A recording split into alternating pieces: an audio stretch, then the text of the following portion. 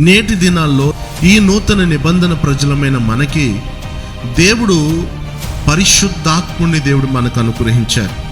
పరిశుద్ధాత్మ మీ మీదికి వచ్చినప్పుడు మీరు శక్తి పొందుకుంటారు. ఎలా అగ్నిస్తంభముగా ఉండి దేవుడు వారికి తోడుగా ఉన్నాడో, నేటి దినాల్లో పరిశుద్ధాత్ముడు కూడా మనకి ఆయన తోడుగా ఉన్నాడు. మనలో ఉన్నవాడు ఈ లోకంలో ఉన్నవాడి కంటే గొప్పవాడు. విశ్వాసి యొక్క ప్రయాణం పరిశుద్ధాత్మతో నింపబడిన ప్రయాణమై ఉండాలి.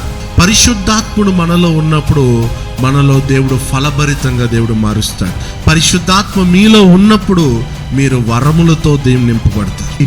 పరిశుద్ధాత్ముడు ఆ దినముల్లో అగ్నివారికి వద్ద నుండి తొలగిపోకుండా ఉందో, మీలో పరిశుద్ధాత్ముడు ఉంటే ఆయన తన కార్యం మీలో జరిగించక మానడు. ఆయన ఆత్మ మీలో నివసించిన ఎడల మీరు జీవము కలిగిన వారుగా ఉంటారు.